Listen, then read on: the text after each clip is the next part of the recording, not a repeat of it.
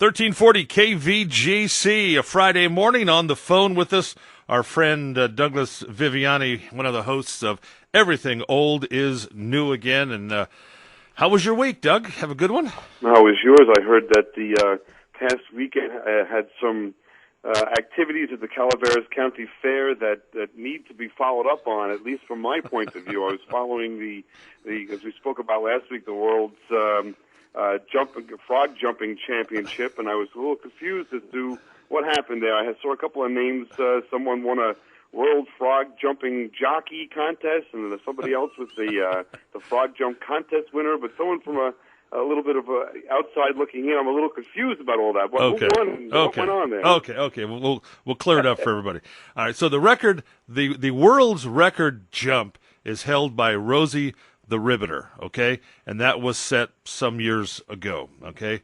Now, every year in the frog jump, there is a world champion jockey whose frog jumps the farthest. It doesn't have to beat Rosie's record. If it beats Rosie's record, then the jockey and the frog hold the world record distance.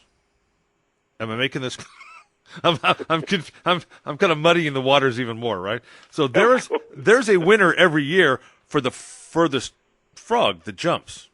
Okay, they're the winner that year. So Riley Ketchel, for example, is this year's frog jumping champion. Okay, because his frog, I don't know, was the name of the frog. Actually, I don't know, jumped but didn't break the world's record. So it doesn't hold the world's record, but he's the winning jockey and the winning frog. Now, okay. The name Mark Herschel that I think I saw you mentioned on our Facebook page or whatever, Mark Herschel as the frog jump contest winner, he was the KVGC frog jump winner. And we had a contest. We ran a contest a month before the frog jump with trivia and stuff, and he won. You know, it was a daily contest, and then we did a drawing from the daily winners at the end, and Mark's name was drawn. So he went over to the frog jump and got to jump a frog. Unfortunately, his frog only jumped 8 feet in 3 tries, and that wasn't good enough to make the finals. So does that help? Does that help? It helps a little bit, and also I've seen some pictures. It looks like there's some style involved and some technique. So I'm going to have to study up on this because Everything Old is New Again is very interested in the fairs we spoke about last week. It's something that's right up our alley. Which the contests have been around and we've talked about forever. It's still fun. It's done every year. So I'm going to have to try my hand at this maybe and see if I could even. I don't know. See if I can have a hand in this in some way, shape, or form. Who knows? Maybe next year when you and David come out here, we will get you in the frog jump.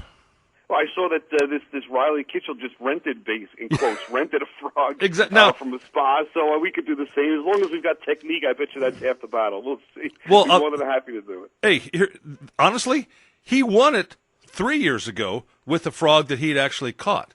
He's a local boy from Angels Camp, so he actually won it 3 years ago with his own frog. He and his wife just had a baby, and he didn't have enough time to go out and catch a frog. So he said, what the heck, I want to jump a frog anyway. Shows up, rents a frog for $5, boom, jumps, ends up being the world champion, but not the distance champion.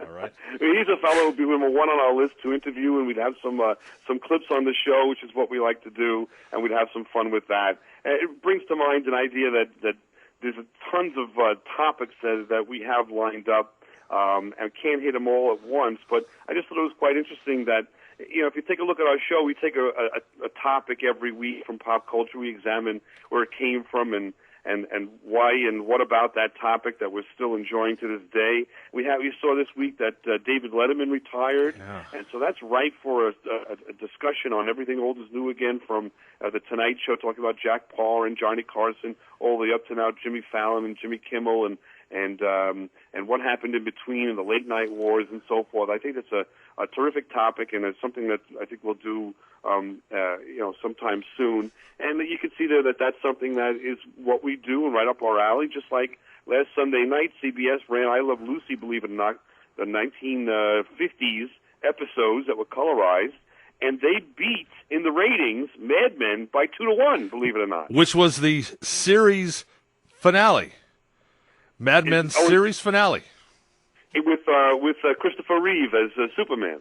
So unbelievable. Yes. So everything is old is new again. People are enjoying. I think that. I think the ratings are pretty obvious on that front, and I think it's just such a fun show and a fun topic that just goes on and on. It's endless, and we're having a great time with it over on your station. See, I don't know about. Well, I know about you because you're an East Coast guy. I'm a West Coast guy, so I'm all for being on the West Coast. Okay, I'm for when Johnny Carson moved to Burbank. But now that everything's moved back to New York, it's like right. I don't have ownership in it anymore. Really, I mean, I do. I like the shows, but I don't have as much ownership in Jimmy Fallon as I did with Johnny Carson when he was here on the West Coast. And it does have a little different sensibility. If you look at Jimmy Kimmel, the show is another. It's a terrific show. It's a lot of fun. It has a different sensibility. I think you can tell a little difference, and I think that's what's so interesting about that whole thing. It started in New York, went to L.A. for forever, and now it's back in New York. So there's a little bit of a battle there now between those two, and what's the difference, and why New York versus California? And I just think that's it's that East Coast West Coast thing. You know what I mean? Exactly. Almost every comedian when they're starting out, the first thing, one of the first topics they do is pick East Coast versus West Coast to parody or to have some fun with, and there certainly are differences, and all in good nature we'll have continue our arguments that you love to have. Sure. When we pick up that topic. That'll be great. We're talking with Douglas Viviani. It's Everything Old is New Again, Saturday nights here on KVGC at 6 o'clock. I don't want Dave to think I'm bagging on him, but we need to do this East Coast West Coast. I could host the show here from the West Coast, you on the East Coast, and maybe Dave could kind of be a roving reporter for us. How's that sound? We'll send him to the Midwest somewhere so he can cover the Midwest, and we'll have it all. Either that or he'd say he'd rather go to Hawaii, but we'll send him somewhere to cover an area that's not covered by the two of us and have a different point of view. So this week we're continuing with theme songs? Yes, we're doing a 6-week extravaganza to find out what's the best theme song of all time. This week, last week you saw that we went involved with a little introduction to that. We did some behind the scenes as to theme songs and why they're important, why we use lyrics and not, and so forth.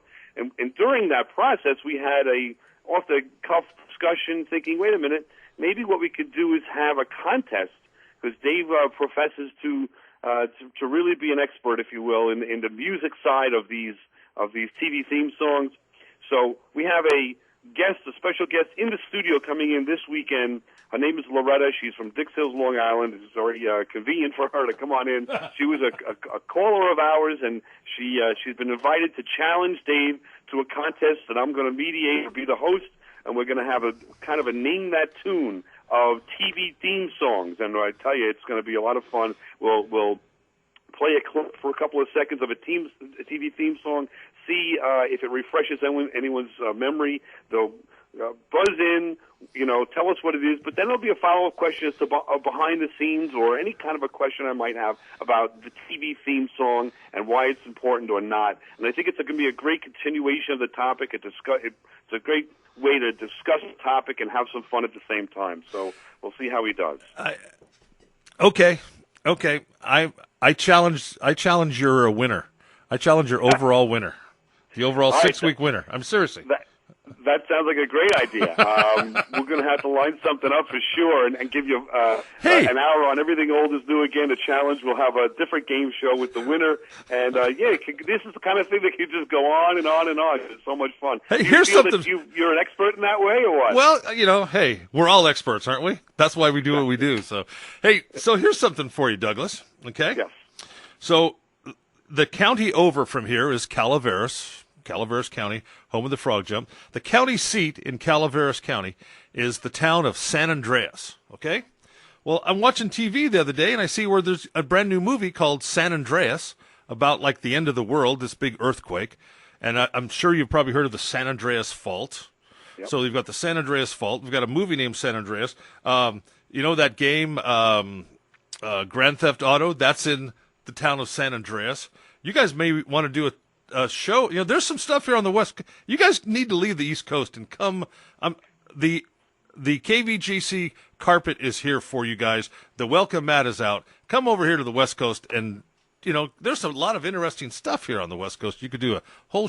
Absolutely. In fact, I lived on the West Coast for a couple of years myself. I lived in L.A. for a while and San Francisco. I love the West Coast. We definitely will come out there. We're going to try to see if we can get some kind of an interview with Dwayne Johnson, The Rock, who is the star of San Andreas. It's just coming out, I think, next week. Yeah. If not, we'll try to get somebody on that. We do have guest stars once in a while, and that's the beauty of L.A. and San Francisco and your area.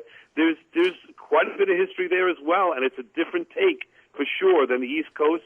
Yep. See, that's why we have to kind of make this East Coast West Coast thing, Doug. I mean, I'm not trying to steal your show and please let David know I don't want his job. So he can have his job. We have our substitute teacher, if you will, or substitute guest host in the works with you. That's what's great about the show. Everyone can grab some ownership of the show, and the East Coast West Coast is a terrific topic. I lived out there in the West Coast, and the sensibilities are a little bit different, but we're all having some fun on the weekends on Everything Old is New Again, enjoying the radio. All right. So this coming Saturday night, 6 o'clock, Everything Old is New Again. Douglas Viviani and David Cohn, they're your host. And Douglas, thanks for the call again. And again, we're continuing with TV theme songs on Everything Old is New Again. Great. See you next week, Jim. Thank you. All right, enjoy.